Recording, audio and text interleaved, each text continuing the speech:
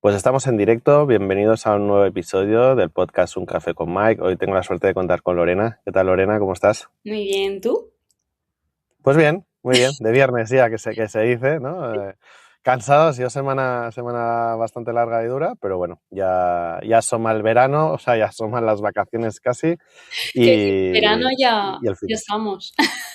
No, sí, verano sí, llevamos, de hecho, al menos yo estoy en Barcelona ahora y llevamos 2 meses de muchísimo calor, de dormir poco, no por el colchón o por las condiciones, sino por el calor, que yo lo paso fatal, yo soy del equipo invierno y, por ejemplo, mi mujer que era equipo verano se está pasando a equipo invierno también, pero dice que no aguanta más este calor, Normal. así que, Normal. pero bueno, oye, ¿dónde te pillamos? ¿Por dónde estás? Cuéntanos. Bangkok ahora mismo y no me quiero imaginar cómo estarías tú aquí porque el calor es terrible. O sea, sé que por España estáis también ahora, sobre todo por Valencia, me han dicho que hace un calor insoportable, pero aquí, ¡buah! Es bestial. Aprieta. Sí, sí, ¿Pero es sí. más calor o es más húmeda?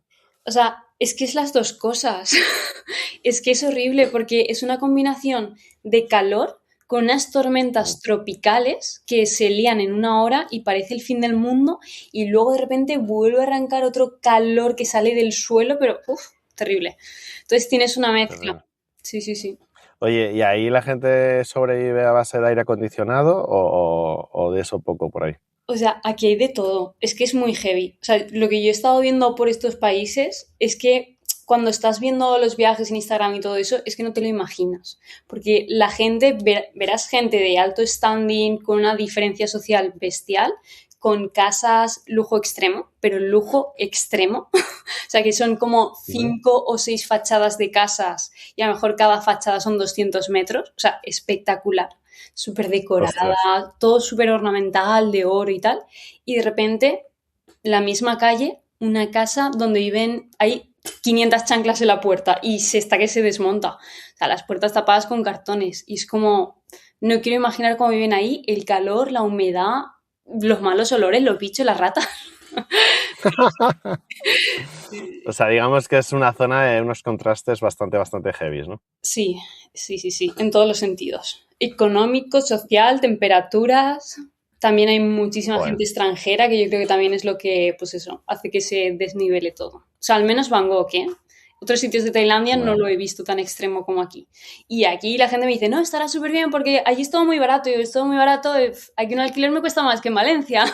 O sea, Flipa. O sea, mira, eso no lo hubiera dicho yo nunca. Al contrario, yo tenía la percepción de decir, joder, ahí, con lo que te cuesta un mes en España, pues ahí puedes vivir quizá 3, 4 meses. Pero no es así. no, antes sí, ahora no. También depende de la zona, pero por ejemplo Bangkok, no.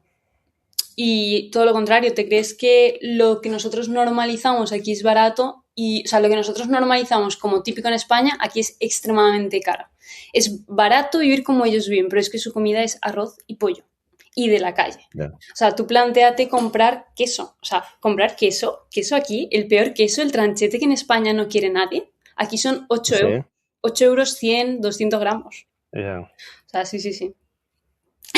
Bueno, luego cuando te vayas más para Indonesia, yo hace 10 años, sí, hace 10 años me fui a Indonesia a pasar un mes con unos amigos a aprender a surfear y me acuerdo que, claro, nosotros llevábamos vida de allí en sitios pues que a día de hoy no me metería a dormir ni de coña. Comíamos el nisa goreng todo el día, que era arroz o fideos o tal. Claro, me salía baratísimo vivir allí, baratísimo. Lo más caro fue, evidentemente, el vuelo de ida y vuelta. Pero bueno, claro, era más joven, quizá nos daba un poco igual todo y lo que importaba era la pela, ¿no? O sea, lo que nos costaba vivir, pero me recuerdo que un mes, que lo que era vivir ahí, nos gastamos nada. Al contrario, nos dio un montón de rabia porque el último día ya separamos el grupo y me fui con mi mejor amigo, nos fuimos pues, a pegarnos como un homenaje a la zona turística y pagamos en esa cena, que encima cenamos mal, nos pegaron un palo que era como todo lo que nos habíamos gastado de comida casi en el mes. Y era en plan, joder, tío, qué rabia tú, con lo bien que íbamos a nivel de gasto. Pero bueno, cosas, aventuras del sudeste. Imagino que Oye, Lorena, estuviste, dime. estuviste en Bali. O. Sí, estuvimos Bali, Gili, o sea, hicimos toda la rutilla por allí. Hicimos lo turista, o sea, lo guiri total. Nos pillamos las motillos, la gasolina con las botellas de vodka, que es que lo rellenan, que las puedes comprar donde quieras. Dormíamos, a cada día era una aventura, o sea, nunca sabíamos dónde íbamos a dormir. Entonces, era el objetivo del día es con las motos, dónde nos desplazamos con las tablas, dónde dormimos, dejamos ahí mochilas, nos vamos a surfear, bueno, ellos a surfear, yo a intentar no ahogarme. Y poco más. Y luego pues comer en cualquier chiringuito, sitio local, barato, o sea, nada turístico. Y poco más. Dormir pronto, pues nos despertábamos, o sea, dormíamos pronto, pues nos despertábamos muy pronto. Y no sé, volví más sano que nunca, yo creo. Pero bueno, porque era una época en la que curraba en consultoría y creo que nunca había parado un mes entero. O sea, yo estuve 3 semanas, algunos estuvieron un poco más, pero es que nunca había estado yo 3 semanas así, ¿sabes? Entonces me pareció como algo bastante espectacular, la verdad, como recuerdo y como aventura. Y luego como nos lo tomamos, una mentalidad muy chill, íbamos fluyendo. O sea, me dices que ahora me voy a sudeste asiático sin nada planificado, me sale algo, o sea, me sale un sarrampión y digo, ni de coña, o sea, ahora no. Pero para aquel entonces era como hasta algo guay, ¿sabes? ¡Ah, qué guay! Y no tenemos ni idea, y mis padres, pero ¿cómo que no sabes dónde vais a dormir? No sé, ya veremos. No, estos niños no vuelven, estos niños no vuelven. Pero bueno. También si te lo llevas a 2, 3 semanas, porque es que yo vine así, pero ya después de 3 o 4 intoxicaciones, dormí en hoteles con arañas más grandes que yo, y llega un punto y dices, que ya no vuelvo ahí. Y al final vas ahí Joder. con más cuidado, pero sí. Sí, ahora cambiamos de tema, pero me acuerdo que sí que es verdad que me tuve que vacunar de no sé cuántas cosas, Sí. fiebre amarilla y cosas raras. Luego nos compramos cada uno una mosquitera individual. O sea, yo me acuerdo que para dormir era un show, porque nos compramos. Esto lo compramos, no es publicidad, pero lo compramos en Decathlon. Había como una especie de sacos de dormir súper finitos, porque como dormías en sitios que a mí personalmente me dan tanto asco, era como ponerte eso como si fuera un calcetín gigante humano y no se te Y no veía hice nada, nada. más luego la mosquitera, porque claro, los mosquitos, tal. Y luego me acuerdo que en la farmacia nos hicieron una especie como de, no me acuerdo qué era, como un repelente de bichos que lo impregnábamos en toda la ropa y el Sí. relec todo el día, que hasta la piel se nos abrasaba del relec todo el día, o sea, de los antimosquitos. Y aún Sí. así, pues felices. Claro, porque luego te ibas a cualquier charca, piscina y tal, y veías los mosquitos por ahí sobrevolando y decías, macho, es que no lo voy a contar, voy a volver aquí chunguísimo. Pero bueno, es verdad que no tuvimos ninguna intoxicación alimentaria, lo cual también se agradece. Pero ya te digo, Se pasa mal, no se sé, pasa mal. O sea, en mi caso ahí, fue Camboya, en Korong Sanloen, que es una isla que todavía no está desarrollada. No tiene carreteras, no tiene motos, no tiene nada, no tiene prácticamente electricidad. Entonces, claro, es que la intoxicación, es que estaba ahí, es que se veía venir. es que blanco en botella. Y el Oye, Lorena, caluroso del año, dime. que el mes más caluroso del año, 45 grados. O sea, eso era morir. Pero Joder. dale. Bueno, ahí fuiste a jugártela, ¿eh? O sea, Sí. ahí apostaste, hiciste un all-in a que te pasase algo, ¿eh? Pero bueno. Oye, Lorena, eres probablemente uno de los perfiles más difíciles de encontrar en Substack, al menos para poder hacer este tipo de iniciativas. Ha costado que salga esta entrevista, lo cual te agradezco el tiempo y que hayas encontrado por fin, después de no sé cuántas semanas, un sitio con unas condiciones más o menos óptimas para poder grabar. Y esto tenéis, los que os estáis conectando, tenéis que apreciarlo y valorarlo. No es fácil dar con Lorena, sobre todo porque al final creo que eres de esos perfiles que lo que proyectas, que no sé si es así, ahora nos contarás, es que ahora mismo estás en un foco de concentración brutal para potenciar lo que sería tu marca personal y todo tu ecosistema un poco alrededor de, digamos, la IA aplicada al marketing, ¿vale? Hace muy poquito acabas de lanzar tu comunidad en School, la newsletter va como un cohete, YouTube cada vez estás publicando de forma más constante y mejores vídeos. Y quería empezar un poco preguntándote, es decir, ¿cómo has orquestado todo tu sistema a día de hoy para, en las condiciones en las que estás, ¿vale? Que no os dejéis engañar a saber qué hay detrás de cámaras. ¿Cómo te has orquestado todo este sistema para ahora mismo, en las condiciones en las que estás, poder abarcar todo lo que estás abarcando y encima hacerlo a un nivel de calidad, digamos, bastante óptimo? O sea, la cosa es, sinceramente, sin IA. no podría llegar a hacer lo que hago. Y el otro día lo pensaba y miraba la vista atrás y yo miraba mis inicios en GuruShoot y veía el tiempo que tardaba en plantear estrategias de YouTube, en crear contenido, en editar un vídeo y digo, es que ni de coña. O sea, es que era mi jornada laboral de estar 10 11 horas en la empresa. Y digo, y ahora lo hago todo más las cosas externas, más mil movidas más y todo lo demás. O sea, es que sin IA sería imposible. Pero también es verdad que sin una IA bien planteada. Porque también una de las cosas que me he ido encontrando por el camino es que lo más típico es empezar a usar IA y generar más ruido que contenido de valor o que contenido de calidad. Que eso me lo encuentro muchísimo. Y es como, o sea, a ver, yo es verdad que me vine con un poco las cosas asentadas, entonces mi ruido ha ido variando por el camino.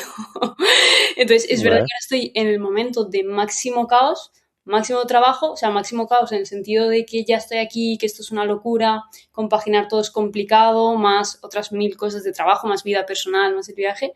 Si no hubiera hecho todo el camino que he hecho antes, ni de coña llegaría a esto, a automatizar las cosas y a ir pasando por cada vez subir un poquito más el nivel.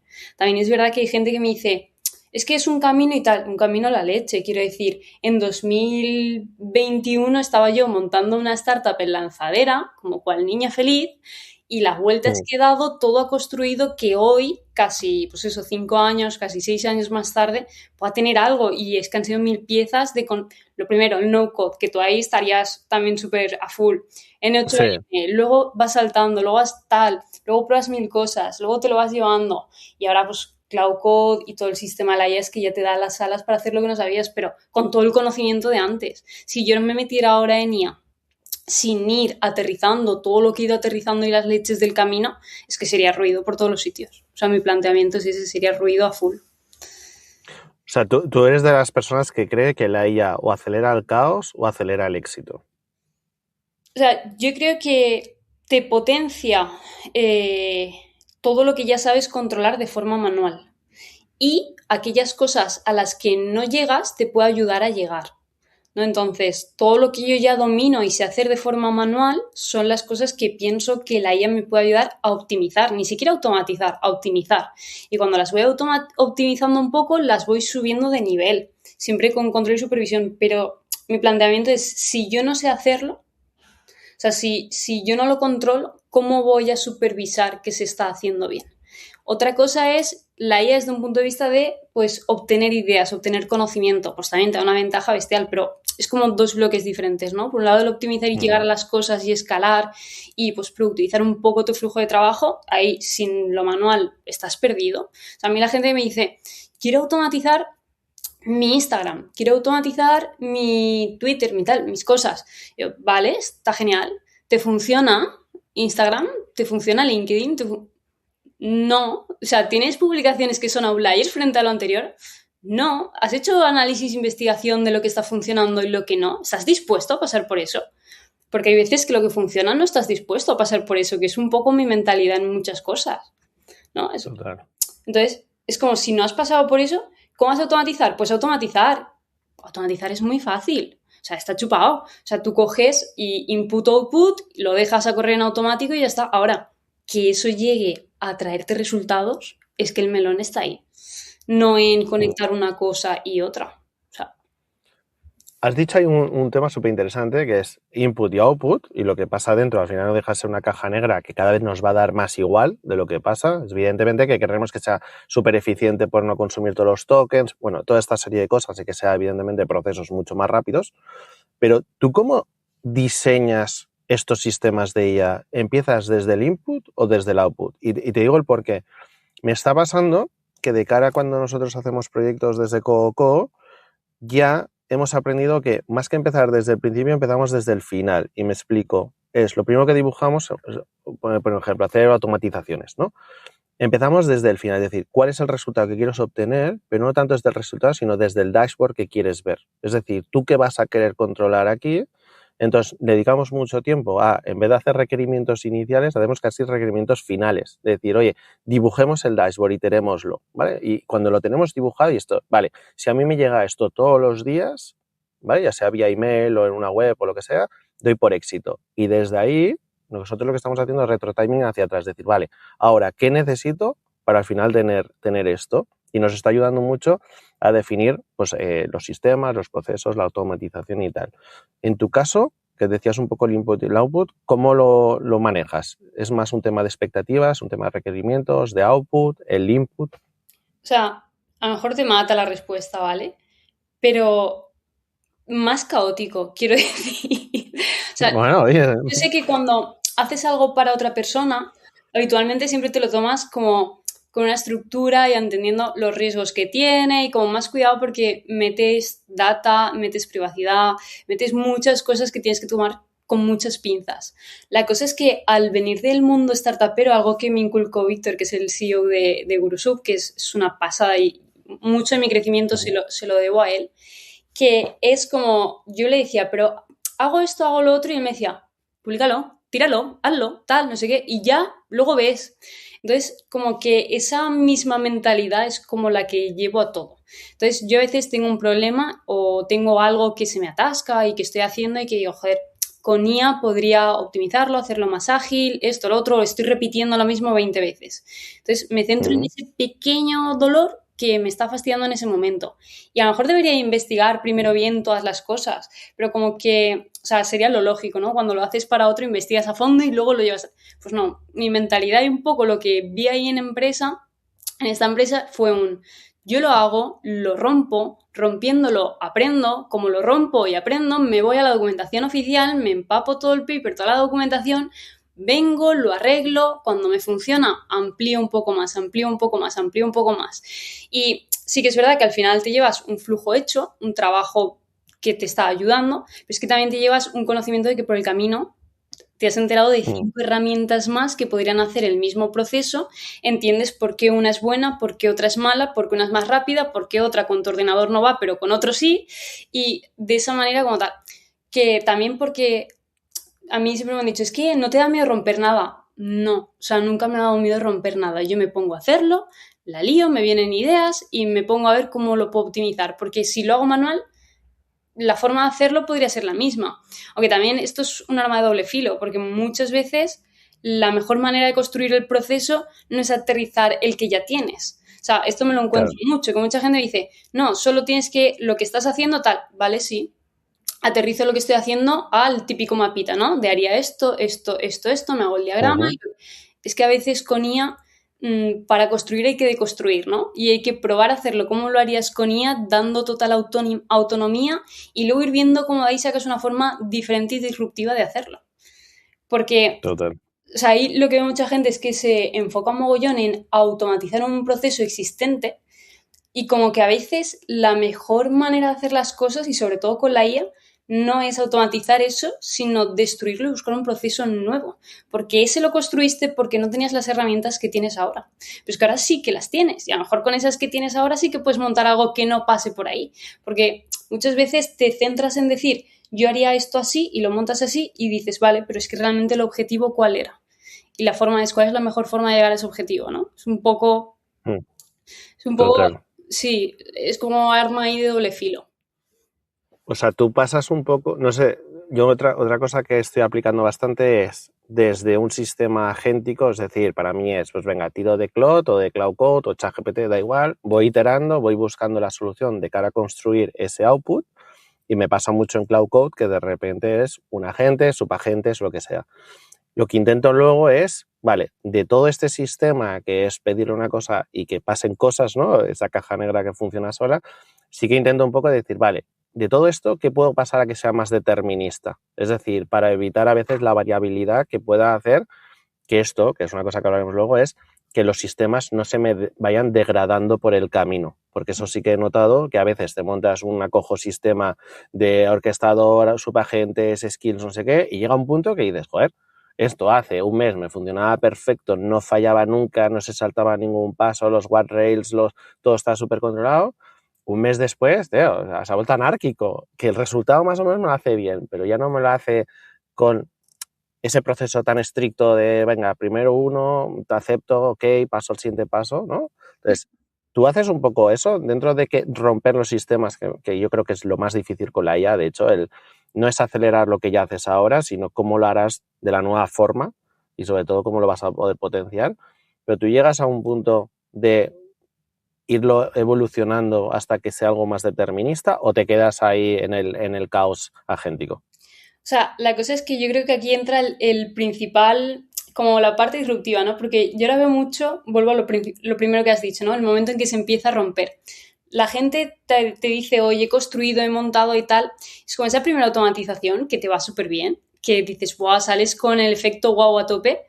Es que eso te dura hasta que te lo llevas a la práctica, ¿no? Que es un poco lo que comentas. Cuando el proyecto escala, es que se te va a la mierda, porque un agente que funciona muy bien con un único uso, le metes un proyecto, le empiezas a poner contexto, le cuentas tu vida, lo conectas a 50 MCPs y eso ya se ha roto por todos los sitios.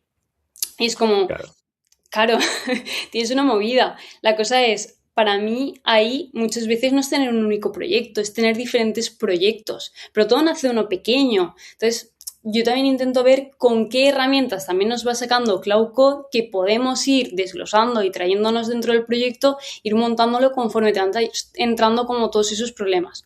O sea, hablo de algo muy pequeño y minimalista, lo montas en un momento y te ayuda, pero sí que es verdad que conforme vas teniendo problemas técnicos, para mí la funcionalidad es bajarte al barro y leerte toda la parte de documentación y ver cómo ese proyecto lo puedes escalar, y a lo mejor te hace falta dividirlo en diferentes proyectos, meterle hooks, meterle pues dividir las cosas muy bien e ir construyendo las cosas, ¿no? Entonces, un poco mi forma es esa. Empiezo con algo muy pequeñito. Si en algún momento empiezas a notar que te desvaría, creo que ahí es donde entra la iteración y empezar a construirlo bien. También es verdad que todo esto en el proceso en el que estás montando algo y lo tienes bajo control. Tampoco lo dejo en automático y me voy y me desentiendo total. Te lo aterrizo un poco a mi forma de crear contenido, ¿vale? Yo empecé con YouTube y mi foco era YouTube. Yo tenía nada, tres cosas. Un agente especializado en todo ese conocimiento típico de, pues, YouTube Specialist, ¿no? Que ahí es un rol. Yo te lo aterrizo de, como siempre, primero saber hacerlo manual y luego pasarlo a un agente. En su momento, para que te hagas una idea, yo trabajaba con un chico que, bueno, pues tuve la suerte de meterme en YouTube dentro de la empresa y todo esto para hacer crecer nuestro canal de la empresa. Eso me picó que me obsesionó muchísimo, pero teníamos una persona que llevaba 10 años dedicándose a eso, experta, pagándole un pastizal por trasladarnos todo su conocimiento que nutre a la gente, no que yo a la gente le digo eres especialista en YouTube. A partir de ahí tienes el agente, empiezas a conectar tu API de YouTube, empiezas a crearte pues todas las herramientas que tú tendrías en un profesional. O sea, yo ese profesional que teníamos contratado, que tenía acceso a mi YouTube, tenía todo su conocimiento base de YouTube Specialist, CTR, todo esto. Más aparte, el tío pues estaba al día, entonces tenía conocimiento de las cosas nuevas que iban saliendo, VidIQ, diferentes empresas que controlan el sector de YouTube. Entonces, te vas montando eso, hasta ahí bien. Luego llegó y dije, vale, ¿cómo puedo extrapolar esto a más cosas? Entonces, ¿qué pasa? El proyecto se engordó, ¿no? Dices, vale, pues esto podría ser de YouTube llevármelo a newsletter, llevármelo a post pequeño, llevármelo a tal. Muchas veces la solución, o sea, yo ahí la cagué porque me cargué mi propio proyecto construyéndolo y no me di cuenta que me faltaban medidas de seguridad y hay cosas que yo he tenido que sacar para que no pierdan todo de una manera que no se líe, ¿no? Porque a veces algo tan grande es como difícil manejar.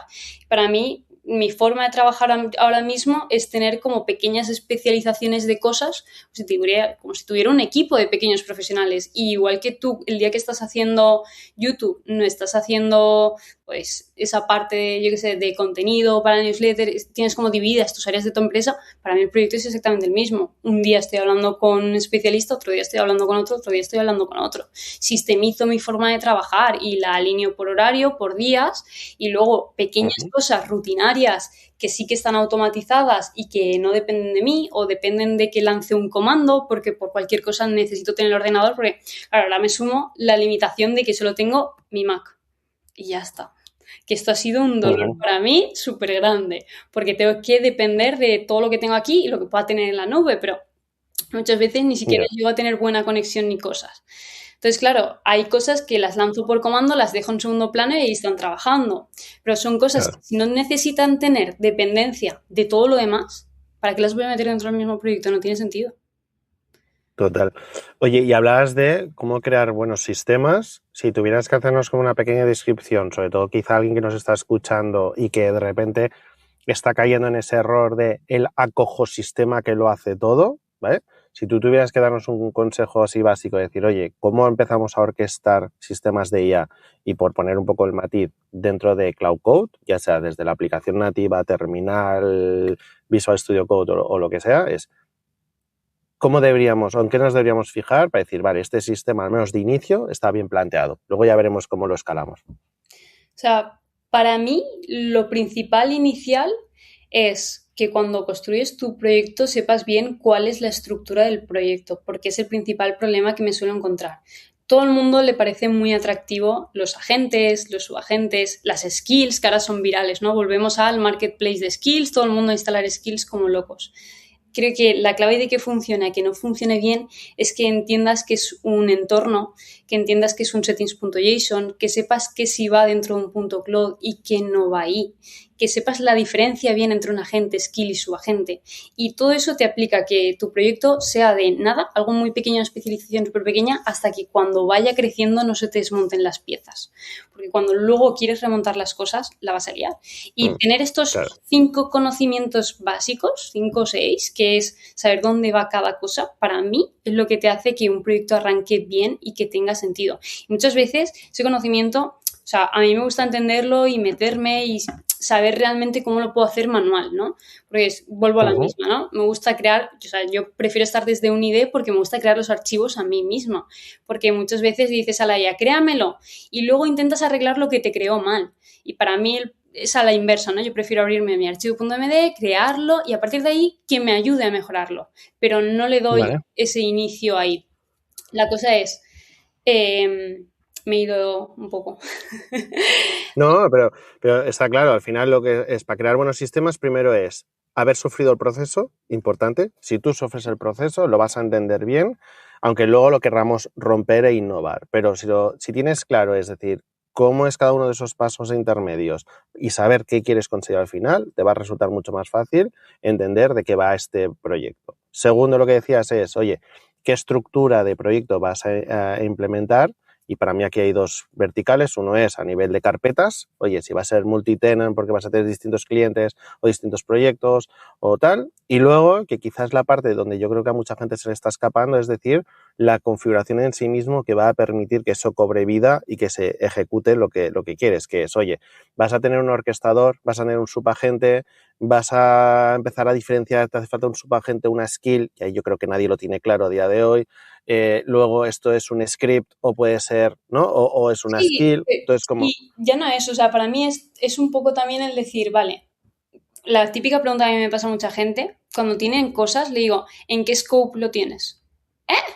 ¿Qué es eso? Yo solo tengo agentes y skills.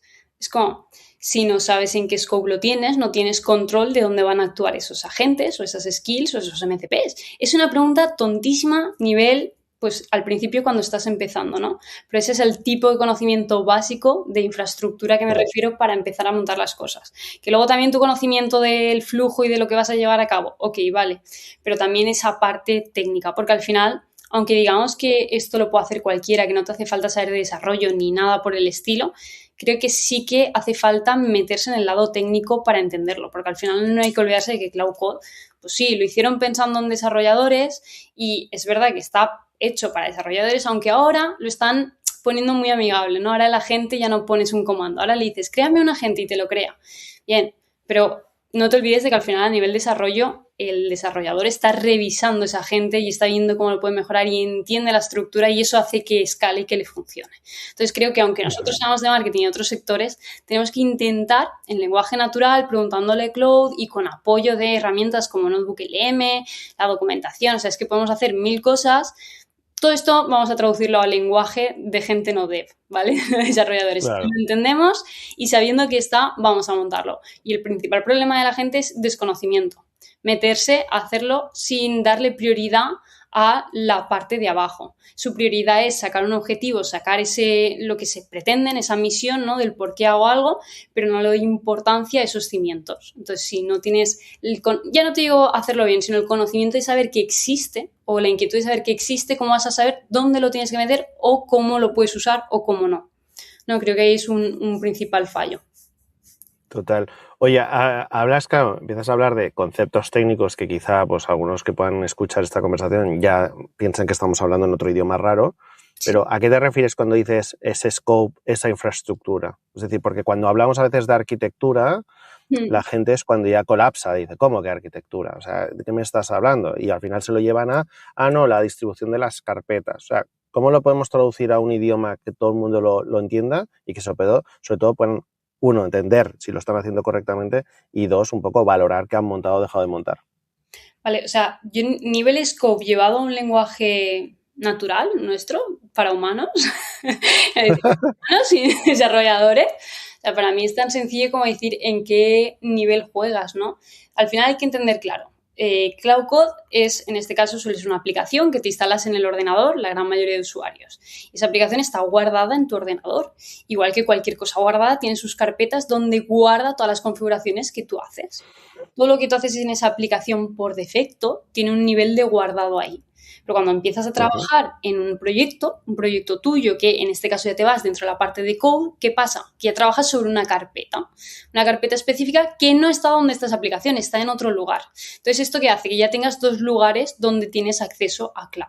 Entonces, aquí empieza que tú empieces a regir a qué cosas quieres tener ese scope que dé acceso a todo y que se guarde donde está la aplicación o solo a ese proyecto. Y entenderlo es como súper importante porque al final, si yo empiezo a instalar cosas en un sitio, en otro y no sé qué corresponde a cada cosa, voy a empezar a liar proyectos, voy a empezar a coger cosas de un sitio de otro. Y muchas veces esto es lo que te rompe el flujo porque hay, al final lo que tú decías, un LLM tiene 1000 caminos para llegar a un objetivo. O sea, si no estás hablando de código y de un script, es que puede llegar por 50.000 sitios, es algo indeterminado. Entonces, esto queda que tú cuando empiezas, imagínate, lo llevo a un caso súper aterrizado, transcribir un audio. Tú puedes transcribir un audio de 50 formas diferentes. Y tú el primer día te instalas la API de Eleven Labs, conectas Eleven Labs porque es una aplicación muy famosilla y todo el mundo la utiliza, y lo haces desde ahí. Luego otro día, pues haces otro proyecto por lo que sea y escala y dices, ahora voy a instalarme un modelo en local, que he descubierto los modelos en local. Tú no tienes conocimiento de lo que estás haciendo bien, dónde lo estás guardando. Llega al tercer proyecto y en ese tercer proyecto ya no quieres utilizar ni una ni otra, tu agente tiene autonomía de irse y coger las otras que están en el otro sitio, que se salga de madres, incluso que aunque tú le hayas dicho que tiene que hacerlo así, tu proyecto se ha hecho tan grande que puede perder esa seguridad de que eso se ha hecho. Y entonces dices, ¿cómo arreglo esto? Ni siquiera sabes dónde estás guardando las cosas dentro de la carpeta de cloud en tu sector de aplicaciones. Entonces, claro, ya la has liado, que suele ser lo que suele pasar. Entonces, ahí es donde dices, vale, a ver cómo lo soluciono. Pues que realmente, asentando los 5 conceptos básicos de cloud y luego de cloud code y todo lo que va saliendo, pues te quitas eso. Y ya no solo a nivel cloud code. O sea, para mí, una persona, aunque sea de marketing, de contenido, publicidad, lo que sea, hay conocimientos que le van a dar alas. Y aunque no sea por usarlos en Cloud Code, me da igual, ChatGPT, cualquier cosa que vaya saliendo en el futuro, o incluso si estás dentro de Notion, tienes que conocer qué es una API, tienes que conocer qué es ahora un MCP, tienes que conocer qué es un endpoint. Y aunque aquí alguno pueda desconectar y decir, me está hablando en chino, o sea, son 3 conceptos, 4 conceptos súper tontos que una vez los tengas es que te van a abrir la mente. O sea, es que eso hace pum. El primer día explotas. O sea, yo me acuerdo que cuando entré... Total. Sí, claro. Y empiezas a volverte friki y empiezas a decir, ¿qué puedo conectar y qué puedo conectar? O sea, para que te hagas algo muy loco, yo empecé a poner la API de Pokémon. Solo para buscar Pokémon, porque decía, ¡guau! ¡Que me trae Pokémon! O la API de Marte, porque puedes conectarte a una API en la que puedes ver las fotos que se están haciendo en tiempo real en la NASA. Y son APIs públicas. Qué guay. Y claro, entender eso dices, yo de normal cuando creo contenido me baso en Pinterest. ¿Que no podré conectar la API de Pinterest y entonces dejo de hacer que la IA sea generalista y que ya que no es creativa saque la creatividad del ser humano que sí que es creativo? Pero es que para eso primero pasaste por entender que es una API, jugar con una API y entender que la puedes meter dentro de tu flujo de trabajo, ¿no? Entonces, para mí el conocimiento es infraestructura dentro de Cloud Code, obvio, pero de cualquier aplicación que uses. En este caso, pues, si te vas a meter en Cloud, es que te va a valer para lo que uses luego y si evolucionas y si todo esto avanza. Pero también los 4 o 5 conceptos que hacen que un no técnico, como nosotros, pueda empezar a pues abrirse un poco las puertas. No digo que desarrollemos, porque yo no me metería a desarrollar nada, porque también sé que luego esas cosas se rompen y que si me voy a poner a desarrollar, me voy a tener que meter a fondo, como han hecho los desarrolladores que tienen ese conocimiento. pero porque pasa en todo, o sea, es que al final pasa en todo, pero sí tener las bases para que cuando hagas cosas sepas controlar que estás haciendo algo bien. Es Y como... ya no solo que sepas lo que estás haciendo, sino que eso te va a abrir un abanico de posibilidades de cosas que antes eran imposibles de hacer. Y desde el conocimiento de la tecnología, eso te permite luego el poder hacer más. Yo aquí muchas veces lo que digo, porque mucha gente me dice, bueno, ya desarrollar no tiene sentido, saber de tecnología ya no tiene sentido. Y digo, al contrario. O sea, tienes que saber más que nunca, pero desde otra perspectiva. O sea, tú tienes que entender cómo se monta el puzzle y qué piezas componen el puzzle. Porque cuanto más controles eso, luego el pedirle a la IA que te crea cada una de las piezas del puzzle, tú si sabes luego unirlas, es que vas a tener un potencial brutal. Y aquí creo que cada vez va a ser más normal ver perfiles como el tuyo. Es decir, vas a tener un major, que será en este caso marketing, y tienes tu minor, que es el maker / técnico. Es decir, todo perfil se va a convertir en que esos limitantes que hemos tenido hasta ahora es necesito personas, necesito manos, necesito alguien técnico, no sé qué, eso por suerte nos lo vamos a quitar hasta un grado, y pongo ahí un asterisco, hasta un grado, pero de repente vamos a tener la capacidad de, conociendo el puzzle, conociendo la tecnología, aunque no sea desde las tripas, pero sí desde una capa, oye, suficientemente funcional.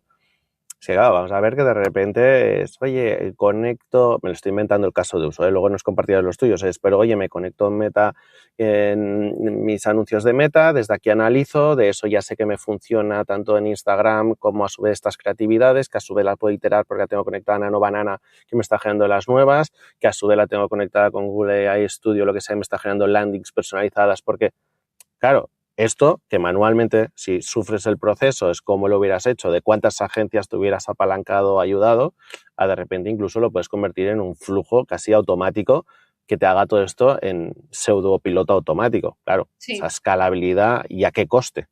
Total. Pero es que aquí veo como 3 niveles, ¿no? Está el nivel no sé, o sea, no sé, no quiero saber y me meto a hacerlo y pretendo tener buenos resultados.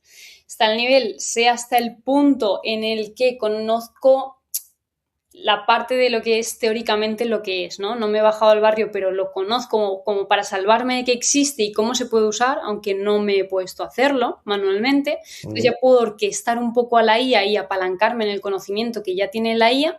Y luego el nivel manual, ¿no? Que es ese nivel de lo he hecho manual muchas veces, lo tengo ya mascadísimo y ahora sí, pues lo voy a delegar en la IA porque yo ya lo sé hacerlo y no me aporta, ¿no? Entonces yo creo que esa parte técnica la tenemos en ese nivel 2 porque nos haría falta meternos, pero es que llegar al nivel 3 sería meterse muy al barro, pero es que ahí para mí la mejor forma siempre es apalancarse también en el conocimiento de los demás. Quiero decir, muchas veces tú te puedes poner a aprender algo y tardar años porque plantéate, un desarrollador ha hecho un FP, se ha metido en una empresa, ha hecho muchísimas mierdas de pues muchos bugs constantemente hasta que al final le meten a desarrollar nuevas features y va aprendiendo. Oye, pues búscate un desarrollador que sepa mogollón, tráetelo, ponte a su lado, que te saque todas las pegas, que te lo intente aterrizar a tu lenguaje y entonces ya estás sumando un poco de ese nivel 2 al nivel 3 porque ese conocimiento te lo está dando él, porque tú tardarías la vida en pues pasar por todo lo que él ha pasado, ¿no? Y apalancarte ahí para mí también es lo mejor, ¿no? Porque pagas por ahorrarte muchas leches y muchísimo tiempo y todo lo que no tienes. O sea, en mi caso un poco ha sido así. Yo he tenido la suerte de estar rodeadísima de devs y estar todo el día pegada a ellos y mi cabeza decía, yo escuchaba un endpoint, ¿qué tal? No sé cuánto. Yo decía, ¿qué es eso? Luego, ¿De qué idioma hablas? no sé qué yo, pero eso cómo va, pero cómo lo conectas. Y luego, pero el HTML, ¿cómo de ahí yo lo veo bonito? No lo entiendo. O sea, esas preguntas, dices, pero eso es texto, y yo el texto, ¿cómo lo veo aquí? ¿Por qué tiene colores? Explícame. Bueno, yo creo que conmigo... Hay un CSS, ¿no? Conmigo han tenido el cielo ganado, pero esas preguntas hemos hecho viajes de empresa o lo que sea, están en el aeropuerto a las tantas de la madrugada y digo, mira, que el otro día me dijiste lo de esto y no lo entiendo, vuelve a explicar qué es un endpoint. Me dice, es que veo en tu cabeza cómo se hilan las cosas. Y yo, pues eso, explícame. Pero es ganas de querer saber también. Totalmente. O sea, al final yo creo que ahora es un poco atrevido esa persona que te dice, no sé hacerlo. Digo, bueno, no sabes hacerlo ahora. O sea, es un tema de o preguntar, ya sea a una IA o a una persona, y quererte embarrar y evidentemente querer pasar esa barrera de frustración que lleva todo proceso de aprendizaje. O sea, necesitamos equivocarnos para aprender. Y es verdad que creo que estamos en una época que sí que da mucho vértigo por la velocidad en la que va todo y sobre todo, más que vértigo la velocidad que va todo, para mí es un vértigo desde el FOMO que te genera él, pues por ejemplo, seguirnos a nosotros dos. Eso genera FOMO, porque al final es, tío, esta gente parece que son Iron Man, que están multiplicados por 10 o por 100, yo porque voy todavía con mi Word, ¿sabes? En plan modo tortuga. Entonces, eso a la gente... Pero claro, luego me doy cuenta que hay una barrera mental muy bestia porque se piensan que nosotros nos hemos tomado algún tipo de pastilla mágica o algo así que nos ha desbloqueado todo esto y vemos Matrix y somos Neo. Y no se dan cuenta que nosotros hemos empezado, quizá sí que es verdad que ya hace un tiempo, pero pues desde el día 1 simplemente preguntándole a la IA cómo hacer cosas, equivocándonos, prueba y error. Yo tengo 200.000 chats zombies, da igual de la herramienta que sea, ahí hay 200.000 chats zombies y quizá cosas interesantes que haya llegado a hacer las cuento con una mano. Es verdad que esas 5 te dan un poder de producción, de capacidad de trabajo, de monetización, etc., que es, vamos, yo esto si ahora tuviera yo 15 años, que es cuando empecé a hacer alguna que otra página web para mis colegas del cole, y pensando, wow, si con 15 años, la creatividad que tenía con 15 años, que no la tengo ahora ni de coña, hubiera tenido las herramientas del día de hoy, wow, es que quizá no hubiera hecho nada porque lo veo desde todo el camino recorrido y lo que decías tú, todo ese barro que hemos ido acumulando y experiencias a lo largo de todos estos años profesionales, lo que te llevan a que hoy de repente nos dan esteroides, porque para mí la IA es que te den esteroides y te permite hacer más. También es verdad que, claro, lo veo desde esta perspectiva, pero, claro, yo pienso, si ahora mi crío de 1 año y medio, cuando sea más mayor, yo qué sé, con 13, 14 años, se me vuelve un friki de los negocios, es que quizá me dirá que para qué quiere ir a la universidad. O sea, mira, papá, si ya gano dinero. O sea, ¿qué me estás contando? ¿Para qué quiero ir ahí a perder 4 años? Pero Aquí me contaron una cosa y es muy heavy. No, claro que la tendría, pero es que lo más heavy es que incluso los chavales de a día de hoy que están en la uni, empezaron la uni que no existía ChatGPT. Sí. El que esté hoy en cuarto, a punto de, hoy acaba de acabar ahora la carrera, empezó la carrera sin ChatGPT, claro, primero fue duro, segundo, tercero, cuarto, entiendo que fue un camino de rosas, pero fue mucho más sencillo, pero es que es heavy como cambia, ya no me quiero imaginar dentro de 15 años. Oye, Lorena, tengo es que aquí, una... un pequeño inciso. Dime. Tú y yo estamos muy sesgados, porque estamos Mucho. aquí y nos pensamos que todo el mundo está metido en lo mismo que nosotros y yo cuando veo a alguien que... Pero me quedo así, digo, pero ¿cómo no lo haces así? Si es súper fácil que tal, no sé cuántos. Estamos súper sesgados. Yo creo que a mí me ha costado porque no lo entendía, pero yo creo que también hay que entender dónde uno aporta el máximo valor y si le vale la pena meterse en X cosas o no. Porque muchas veces, pues en mi caso, a mí siempre me ha dado muy bien meterme a jugar con herramientas y poder hacer cosas y aprender, ¿no? Un poco ese hilo de curiosidad máxima de por todo y al final dentro de marketing a mí me ha parecido que es una herramienta que potencia mucho, pero es que a lo mejor a un cocinero pues tampoco es que le salve la vida ni le solucione nada. Entonces, meterse a todo esto no le renta. Si en algún momento necesita un servicio de IA, le vale la pena delegar en el mejor o en el profesional que mejor se lo pueda hacer. Entonces, yo creo que también es un poco, pues sí, que estamos sesgaditos. No, a ver, somos, o sea, incluso los que están hoy conectados a esta conversación en directo, somos el 1, 2, 3% de la población que nos hemos creído a nosotros mismos que vamos tarde. O sea, ¿cómo que tarde? Si es que hay países que no tienen electricidad, ¿cómo vamos a ir tarde? O sea, creo que todavía estamos muy lejos. Pasa que aquí hay un tema, y tanto tú como yo, que damos bastante formación, yo una cosa que sí que me están diciendo, al menos de los talleres que imparto de Cloud o de IA, yo me focalizo mucho en romper barreras mentales, en hacerles ver que esto puede llegar a ser mucho más fácil de lo que a veces nos venden que es, ¿no? No, es que necesitas ser técnico, es que, crear un agente, qué difícil. No, crear un agente quiero crear un agente, punto. Y entender cómo crearlo, cómo usarlo y para qué lo quieres. Y luego es verdad que luego hay sectores y sectores. Hay sectores que creo que sin IA no van a sobrevivir, es imposible, sobre todo si eres una empresa de servicios o tal, lo tienes muy complicado, pero luego yo voy al mecánico a llevar mi coche y créeme que sigue con la libreta llena de grasa apuntando cuánto factura al día y le da igual la IA ni le afecta porque el garaje lo tiene, o sea, el taller lo tiene lleno de coches y seguramente para el IA será otra cosa, el poder escalar. pero va a estar limitado por la operativa. Es decir, yo no puedo meter más coches aquí dentro. O sea, por mucho customer support que tenga perfecto, ¿no? Ya sea con GuruSub o lo que sea, va a ser imposible el que acepte más cosas. Al contrario, me vas a matar de éxito. Es mejor que vaya diciendo, no traigas el coche, no traigas el coche. Poco a poco. Entonces, exacto. O sea, hay sectores y sectores. Te iba a preguntar, porque creo que es de ayer o de antes de ayer, que es en Substack han sacado el analizador de textos de IA o no IA. Creo que ya sabes mi opinión porque lo publiqué ayer o antes de ayer, pero me interesaría conocer la tuya. Es decir, oye, ¿por qué sacan este tipo de herramientas un poco para demonizar a los que usamos la IA para crear contenido, sea escrito o en tu caso incluso vídeo? O sea, la verdad es que yo creo que es un poco privacidad y también dar a conocer al usuario lo que está consumiendo, ¿no? O sea, nos han vendido, hay una ola muy grande de que la IA es mala, que la IA está mal vista, que rompe ciertas cosas. Entonces, yo creo que es una tendencia y muchas veces yo creo que muchas empresas se suman a la tendencia, ¿no? Empezamos con Instagram marcando contenido hecho por IA, seguimos por YouTube marcando contenido hecho por IA. Que lo marque, para mí es que no simboliza nada. O sea, desde mi punto de vista es total indiferencia. Yo lo veo bien que se sumen al carro, ¿no? Es una ola y todas las apps lo están metiendo, especialmente redes sociales. Entonces, Substack al final es una empresa que también está súper emergente, que están súper puestos y seguramente ellos serán súper, bueno, que promoverán el uso de ella, ¿no? Al final es lógico por el tipo de empresa que es.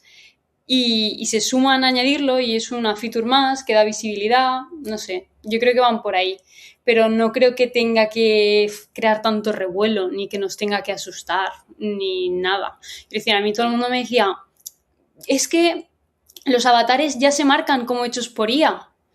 Es como, ¿y qué? O sea, yo no trato de engañar a nadie. Desde el primer momento he dicho que es IA. Y es IA porque tengo un problema y ahora mismo no puedo grabar y esto me va a solucionar mi problema. Mi problema o mi dolor es pues ese freno que esta herramienta me soluciona, pero el motivo no es engañar, el motivo es aportar valor. Y si tengo un problema en este momento, busco algo con lo que solucionarlo. Me sales como pixelado, ¿eh? No sé si... Creo que... No te escucho. ¿Alguien más lo escucha? A él.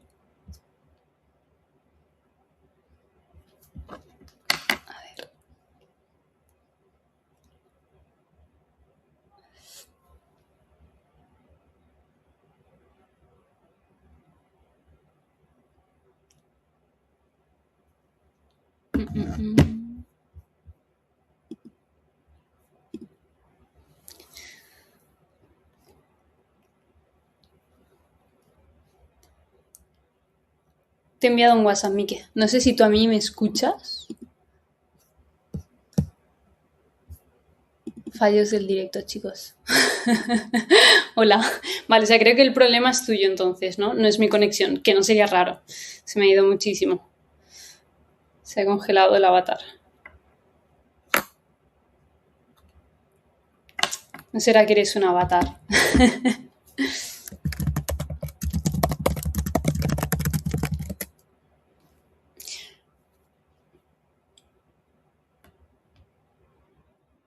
Bueno, Miki, yo ahí, por seguir dando coba mientras reconectas, es mío mi batería, menos cuenta. Yo creo que lo de Substack es una tontería. Igual que como casi todas las redes que lo están marcando. O sea, al final, pues sí, está bien que avisen, es protección del consumidor, como las 1000 etiquetas que lleva cualquier producto del Mercadona, pero poco más. Si tú quieres aportar valor, que no te preocupe que esté hecho por ella. Y generalmente si un contenido te entretiene, te divierte, te gusta, te hace reír, te aporta algo, te desbloquea un aprendizaje, ¿qué más te da con qué está hecho? A mí me da igual. Mientras me ayude, me solucione ese dolor, suficiente. Lo mismo en Instagram, en YouTube y en Substack. Entonces, risas ahí. Sigue sin conexión. ¿Hay alguien por ahí que esté en el chat que nos diga algo? Una pregunta, ya que Miki está out. Creo que... ¿Ahora sí? Ahora sí. ¿He vuelto a la vida? He vuelto. Vale, es un tema de batería. Perdón, suerte que has llevado bien las riendas. Claro, yo decía, porque al final creo que estamos confundiendo mucho el uso de la IA. Y de hecho me encantaría conocer un poco tus casos de uso relacionados con todo esto, porque yo un poco lo que ponía en mi post era, cuidado, porque cuando de repente estamos poniendo una herramienta para analizar el uso de IA en un post, para mí creo que se están analizando muy pocos parámetros. ¿Por qué? Porque al final sí que hay mucha gente, y seguramente es el 95% de la población, por no decir el 100% de los que están en LinkedIn, que sí que le dicen a la IA, a Cloud o ChatGPT, hazme un post para LinkedIn y habla de lo que te dé la gana. Da igual, haz un post de mierda, porque es lo que va a hacer, un post de mierda. Pero no se está analizando. A mí me encantaría que este analizador de IA me dijera, vale, Mike, ¿para qué ha utilizado la IA? ¿Para escribir? ¿Para estructurar? ¿Para idear? ¿Para buscar las fuentes y validarlas? ¿Para qué? Porque, joder, yo para escribir, y aquí ya escribí un post sobre esto, yo diferencio mucho entre lo que es contenido y estructura.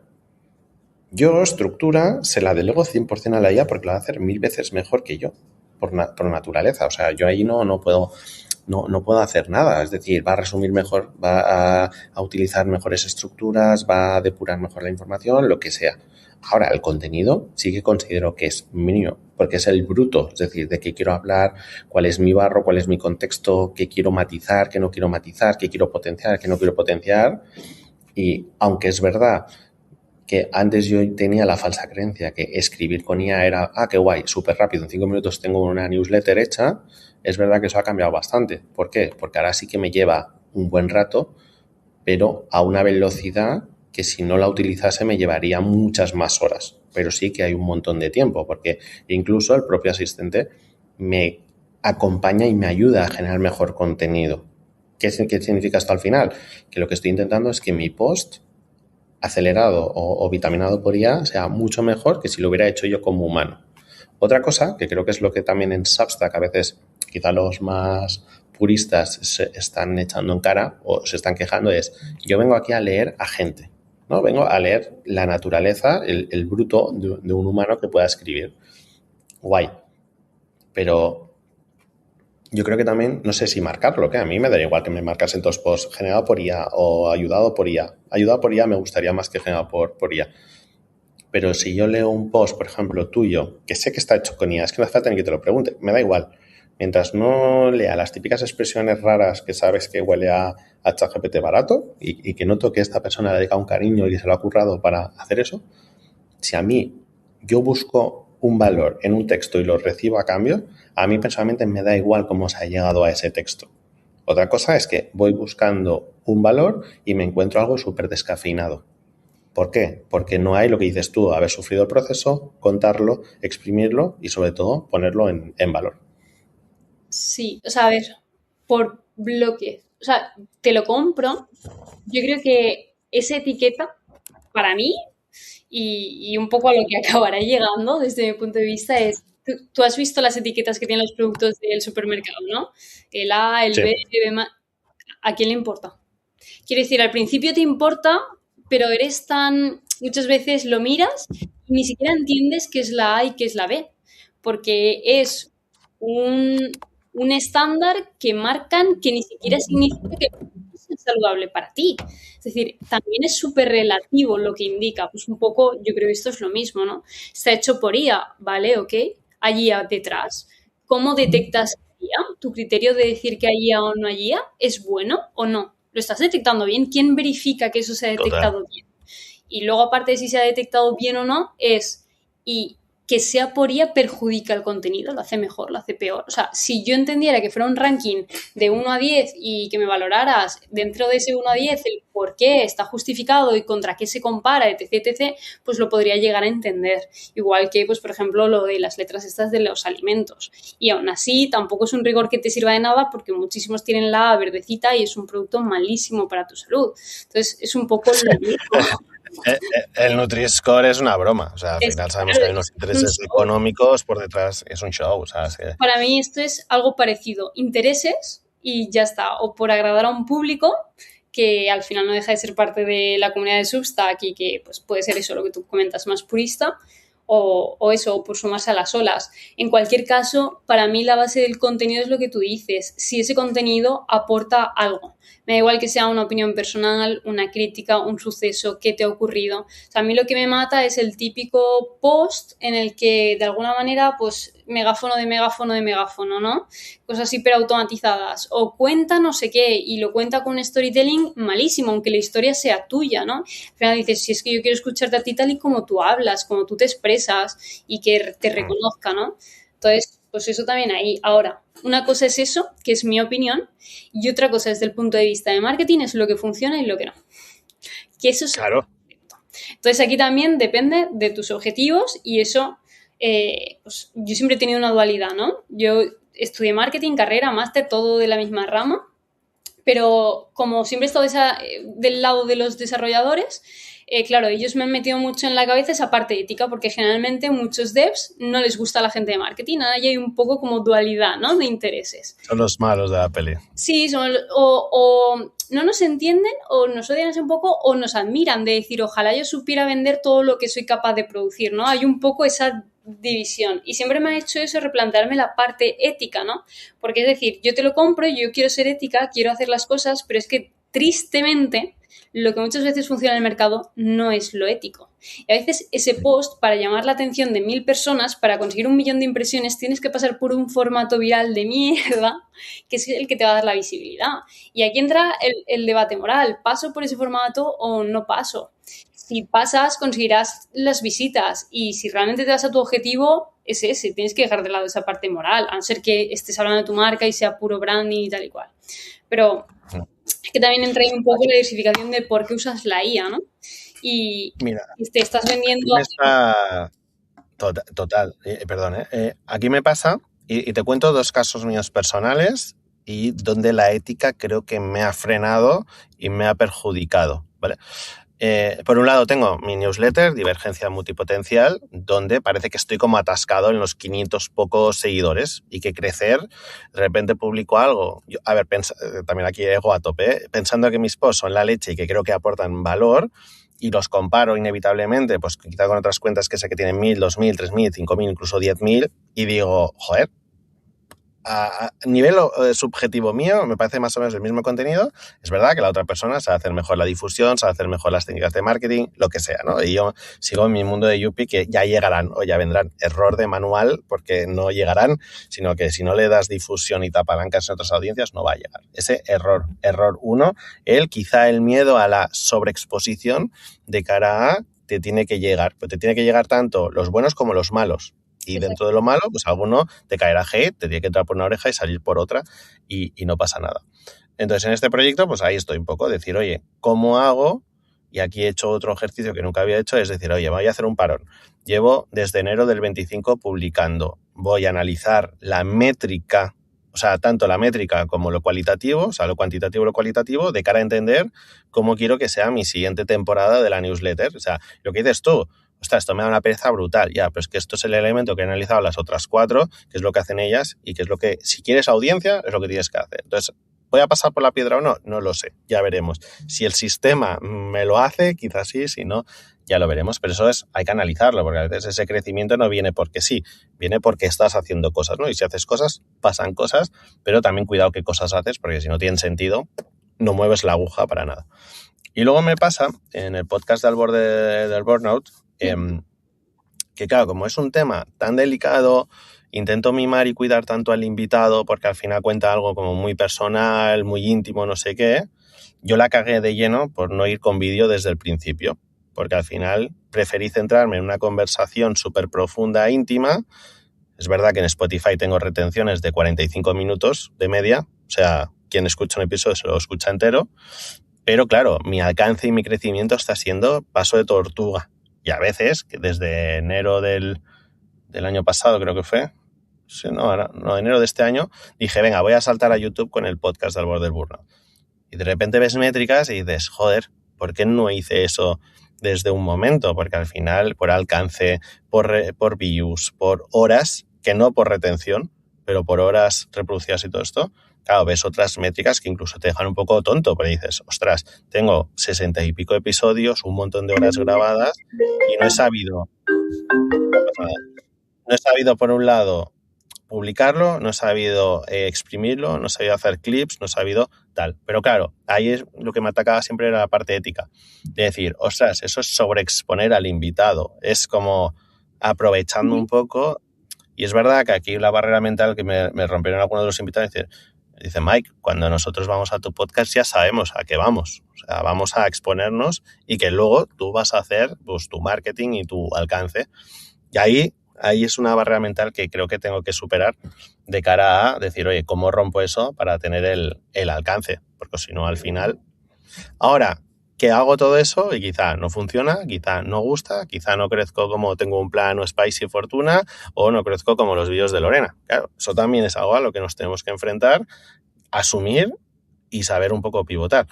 ¿Y por qué te digo todo esto? Porque claro, tú en tu caso, ¿cómo estás definiendo un poco marketing en 2026? Es decir, ¿qué es en lo que tú te estás centrando para tener este alcance y crecimiento que estás teniendo ahora mismo? O sea, yo es que creo que hay algo que nos pasa, y hablo plural porque imagino que estamos un poco en la misma línea dentro de esa parte ética, es que yo estoy sesgada. Mi peor miedo es parecer vendehumos, te lo prometo, es mi peor miedo. Y yo tengo a mis amigos detrás diciéndome, Lore, que no, tranqui, y yo, da igual, tú revisa las cosas. Porque me da miedo, porque hay una ola muy grande, cada vez hay más contenido, es muy difícil diferenciarse y también muchas veces es la audiencia, porque estás yendo a un nivel cualificado a una audiencia que no está cualificada. Cuando alguien no entiende algo, es más fácil pensar que el problema es del otro y no de uno mismo por no entenderlo. O sea, ahí también hay que diferenciar. Pero para mí, la principal palabra que define el marketing de contenidos, porque no marketing en general, ¿no? También hay que diferenciar en qué pata estás. No es lo mismo paid que, por ejemplo, orgánico, ¿qué tal? Mi foco es generalmente full orgánico. Es formato versus valor.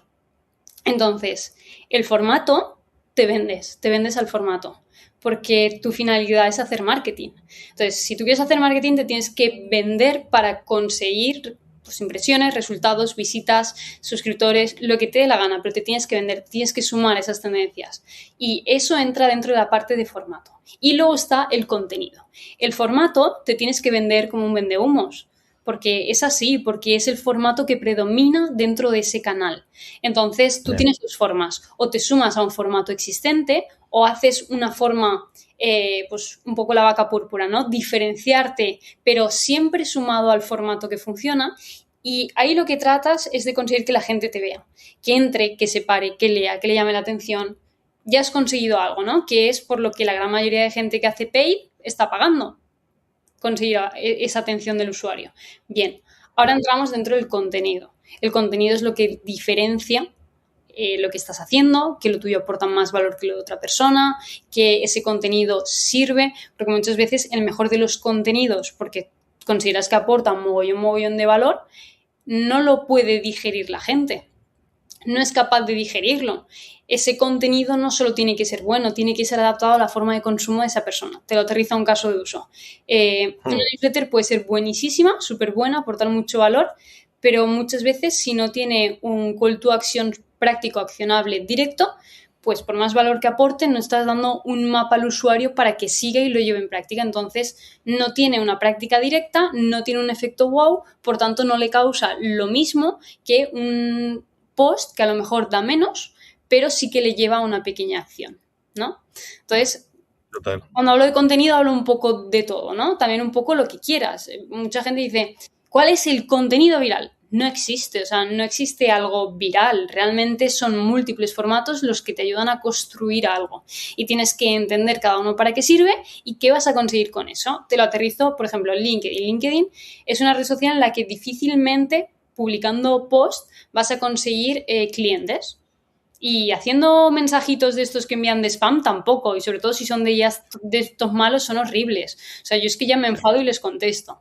La cosa es, con post en LinkedIn lo que consigues es posicionarte como que estás haciendo algo, como que, ¿no? Te ven. Y cuando llega un punto en que te ven, te reconocen, saben quién eres, están impactados por ti, el día en que tú coincides con esa persona, el día en que esa persona ve tu producto, el día en que hay un segundo, tercer, cuarto impacto, consigues algo que no hubieras conseguido sin esos impactos previos. Aunque impactes a un embudo en el que tienes 1000 personas, de las cuales de las 1000 no hay ninguno bueno que sea tu cliente, porque a lo mejor ese CEO que tú quieres impactar no está ahí, a lo mejor sí que está un decisor o alguien que le puede de alguna manera llamar, o que coincide en un evento y que en ese evento está ese CEO y entonces te sirve para a partir de ahí entrar. Sobre todo un poco esto hablando del mundo de SaaS, ¿no? Que al final todavía es un poco más complejo llevarlo a ventas. Pero es entender cada formato, entender cada canal y a partir de ahí, oye, no saques el contenido de copiárselo a otro, no saques el contenido de tal, sino intenta sacar lo tuyo propio y que eso sea suficientemente bueno como para aportar valor a alguien y ayudarle y quitarle ese freno o ese dolor, ¿no? Yo creo que es un poco ahí. Genial. Lorena, vamos llegando al final de la entrevista, que sé que te tienes que ir pitando, pero sí que quería hacerte una última pregunta doble, ¿vale? Que es, si tuvieras que elegir un solo formato, ¿vale?, que potenciar en lo que queda segunda parte de 2026, ¿cuál sería? ¿Y con avatar de IA o sin avatar de IA? O sea, yo ahora mismo creo que el que más explotaría es YouTube. Te justifico la respuesta porque sin justificación no vale de nada. Depende de la audiencia, ¿vale? Depende de a quién vayas. O sea, yo creo que primero tienes que definir ese producto y luego tienes que definir en qué canal te va a encajar. Y no lo puedes decidir si no lo pruebas. Entonces, para mí la forma es pruebas todos los canales, pruebas los formatos virales, outliers de esos canales, consigues que tu formato se convierta en ese outlier y que se convierta en un resultado que sea bueno, ves que te trae. Lo mismo en cada una de las redes sociales. Ves qué te trae. Has visto que te trae cada una de ellas, ya montas tu propio puzzle para generar contenido. Si yo tuviera que quedarme con una, sería con YouTube. Primero, es con la que más capacidad tienes de conectar con la audiencia. Te ven más tiempo. No es solo audio, es visión. Y al principio es verdad que tienes que jugar mucho con esa parte estratégica, el formato, el algoritmo, y tiene mucha cosa detrás. Es verdad que hay otras redes sociales que son un poco más aleatorias. Dices, ¿por qué ahora funciona y por qué otra no? YouTube es más estable. Tiene mucha chicha, pero cuando vas entendiendo la chicha es como más fácil saber cómo potenciarlo. Mientras que Instagram cambia mucho, LinkedIn cambia mucho, y en estas redes sociales al final el formato pequeño, pues oye, es como diferente, ¿no? YouTube te da, para mí, una posibilidad de hacer muy buen contenido de valor, entender un algoritmo que está bastante bien definido, que tiene una red de creadores detrás que te explican las cosas muy bien, hay muchísimas herramientas y muchas cosas detrás, y aparte te da, pues eso, que la gente esté mucho rato contigo, que puedas aportar un valor más grande, que puedas generar un contenido en muchos formatos diferentes dentro del propio formato de YouTube, porque al final puedes generar vídeos de sistemas enteros, puedes generar vídeos cuando ya tienes una audiencia que está por y para ti, de opinión, de divulgación, o sea, puedes hacer de ahí lo que tú quieras. Y obvio sí que es verdad que todo eso te lo tienes que llevar a algún sitio, y ahí el formato de excelencia, newsletter, captar email, tener algo que si YouTube revienta, tú puedas tener una forma de seguir conectando con esa audiencia. Pero también depende del puzzle, ¿vale? Donde montes cada pieza. Porque una cosa es conseguir máximo alcance, sin duda YouTube, y para mí es el punto en el que estoy ahora mismo, máximo alcance. Pero también es verdad que llega un punto en que no solo quieres alcance, quieres otras cosas. Y para mí la mejor forma es hacer pues un puzzle donde cada red social te aporte esa pieza que a ti te falta. Yo, por ejemplo, creo que la diferencia entre una persona que divulga y una persona que se dedica a eso y habla de eso, pues muchas veces es ese perfil profesional. Yo no me escondo, es verdad que es un avatar, pero soy real y trabajo en empresa y tengo mis estudios y hago 50.000 movidas y me toca ir a eventos y pringar mogollón, y eso te lo da LinkedIn sobre mí, y con eso yo creo que sabes que pues no estoy en las Maldivas vendiendo un negocio que no existe, ¿no? Y realmente el negocio es vender eso. Luego tienes YouTube, claro, donde aportas ese valor, que es todo ese aprendizaje que tienes. Pero muchas veces hay gente que el formato de vídeo no le encaja, y una newsletter puede ser ese, te doy todo adaptado, pero te lo traduzco pues a cambio de ese email donde lo vas a recibir, y para mí es una forma de pues, poder conectar contigo de otra manera y tener tu contacto. Entonces yo creo que es ir encajando todo eso. Ahora hay gente que en Instagram les flipa y les gusta mucho, no lo sé. a mí no me gusta personalmente. Son píldoras rápidas, instantáneas, que es más difícil aportar valor, hay mucha más gente, todo el mundo se atreve a grabar un reel, pero cuando te pones a hablar 40 minutos de cómo hacer algo, ahí es donde se empiezan a pillar ciertas cosas, ¿no? Y es como, venga, va. No, es el blog del abuelo, que lo llaman. Yo, por ejemplo, a mí me impactó mucho cuando lancé el curso de Domina N8N en 30 días. El primer día que lancé acumulé 24 horas de visualización de un vídeo que dije que a mí me daba vergüenza la edición que tiene ese vídeo. O sea, pero la gente me decía, ¿y no vas a publicar todo el curso entero tal? Y digo, tío, a ver, los vídeos son bastante mal editados, grabados. Me dicen, no, si da igual, es que lo explicas de puta madre y eso es lo que venimos buscando. Digo, cojonudo, o sea, me acabas de romper una barrera mental que era necesito setup, necesito todo grabado, bien editado, a 4K, no sé qué. Y es, no, Mike, tío, que ponte con la pantalla del ordenador y dinos cómo diseñar los flujos, que tener en cuenta, cómo tener visión de negocio en algo tan técnico, tal. Y yo digo, vale, bueno, pues ahora me pasa que me falta tiempo para acabarlo de hacer, pero sí, eso me reconforta bastante. Aún así, Lorena. Ahí hay que tener también el cuidado de a dónde vas, ¿no? O sea, yo creo que para arrancar no hay excusa, ni setup, ni micro, ni leches. O sea, estoy cada día en una habitación, no tengo luz, no tengo foco, no tengo nada. O sea, si ves mi trípode te ríes, ¿vale? Y yo sé que mi setup, los vídeos de YouTube, a mí me da vergüenza. Yo no me quiero ni escuchar, ni verlos, porque lo grabo con el material que tengo. Pero entre no hacer nada y hacerlo, es siempre mucho mejor hacerlo. Y quien está, de momento, estará por el valor. Sí que es cierto que llega un momento que te tienes que plantear el formato. Y estás en YouTube, estás en un 4K y hay gente que lo va a ver desde una tele de más pulgadas que seguramente la habitación en la que yo estoy.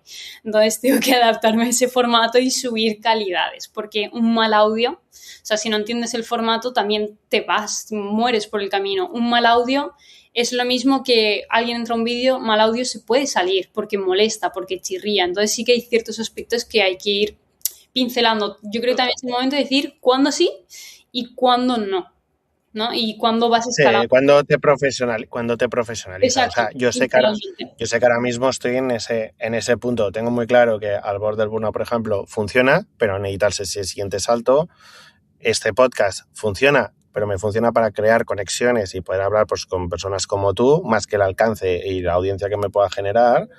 La newsletter sí que creo que ya está en ese siguiente punto y sobre todo lo que he validado me funcionan muy bien los talleres, las formaciones, ¿vale? Pues ahora es cuando hay que dar el siguiente salto y el siguiente salto implica invertir, implica hacer las cosas bien, buscarse la IA que te ayude a hacerlo mejor o las personas que te ayuden a escalarlo. Porque si no, al final, tampoco podemos pretender que desde lo que nos ha servido para validar ese MVP, ¿no? Y ver que sí y que no, eso tampoco te va a llevar al siguiente nivel, porque es que estás compitiendo luego contra gente que invierte mucho dinero y que hace las cosas muy bien, aunque el contenido no sea tan bueno. Sí, pero lo hace muy bien. Y hay un tip que aprendí, pues también para variar, cuando estaba entre GuruWall y luego GuruSub, y lo aprendí ahí al principio y era una de las cosas que más me machacaba, es cada cosa que hagas, la siguiente tiene que ser mejor que la anterior. Entonces, si ya has conseguido dominar en YouTube el CTR, la gente entra, ahora domina el hook, ahora domina el tal, ahora cuando ya lo tienes todo y tus vídeos están ahí, domina la edición, que no la dominas, contrata a alguien, domina el no sé qué. Cada vez tienes que a cada cosa ir montando, porque si no te estancas y estás compitiendo con gente que sí están mejorando en cada paso las cosas y la competencia es bestial.